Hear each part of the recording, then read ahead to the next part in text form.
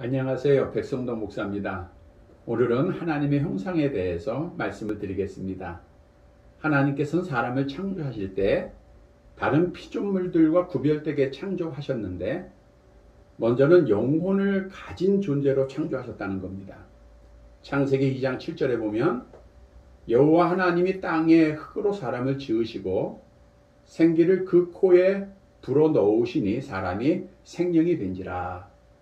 따라서 사람은 육체와 영혼으로 구성이 되어 있기에 육체는 흙으로 와서 흙으로 돌아가지만 영혼은 불멸의 속성을 갖고 있기에 영혼이 없어지지 않습니다. 또한 하나님께서는 사람을 창조하실 때 하나님의 형상대로 창조를 하셨습니다. 창세기 1장 27절에 보니까 하나님이 자기 형상 곧 하나님의 형상대로 사람을 창조하시되 남자와 여자를 창조하셨다. 그러면 하나님의 형상이란 무엇인가? 하나님의 모양이라고 하는 뜻인데 하나님은 영적인 존재이시기에 형체가 없으십니다. 따라서 하나님의 형상이라고 하는 것은 하나님의 속성을 의미합니다. 하나님께서는 사람을 창조하시면서 사람의 공유하신 속성이 있는데 의와 진리와 거룩입니다. 에베소 4장 24절에 보면 하나님을 따라 의와 진리의 거룩함으로 지으심을 받은 새 사람을 입으라 라고 하는 말씀을 볼 수가 있습니다. 여기서 의는 왕을 의미하고 있고 거룩은 제사장, 진리는 선지자를 의미하고 있습니다.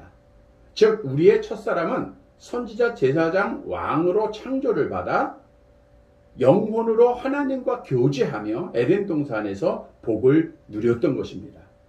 그러나 첫사람 아담이 하나님의 명령에 불순종하여 선악을 알게 하는 나무의 실과를 따먹음으로 하나님과의 언약을 파괴하게 되었고 그 결과 너는 반드시 죽으리라고 하는 말씀에 따라 사망에 이르게 됩니다.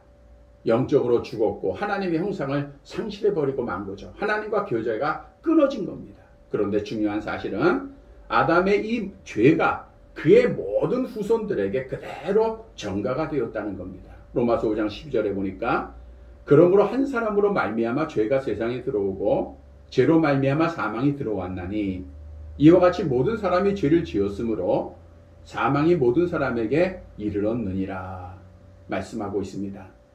따라서 사람은 어머니가 죄 중에 잉태하여 날 때부터 죄인이며 하나님의 형상을 상실하였기에 참신 대신 여호와를 찾지 못하고 우상을 숭배하고 미신을 섬기고 철학관을 찾고 하나님이 없다고 부인하고 하나님을 대항하는 삶을 살다가 지옥에서 영원히 멸망받아야 할 어리석고 비참한 존재가 된 것입니다. 그런데 하나님께서는 사랑으로 창세전에 기쁘신 뜻대로 자기의 주권 속에 그리스도 안에서 하나님의 자녀를 선택하시게 됩니다.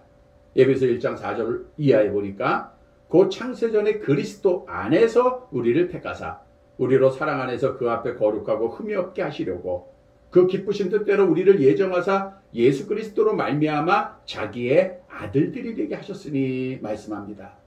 그리고 하나님은 자기의 독생자를 메시아 즉 그리스도로 보내실 것을 예언하셨고 예수님은 메시아로 이 땅에 오셨습니다. 이 메시아라고 하는 뜻 헬라어로는 그리스도죠. 기름 부음 받은 자로 선지자, 제사장, 왕의 직분을 가지고 있다는 것을 의미하고 있습니다. 따라서 예수께서 그리스도라고 하는 것이 기독교의 복음이요 믿음입니다.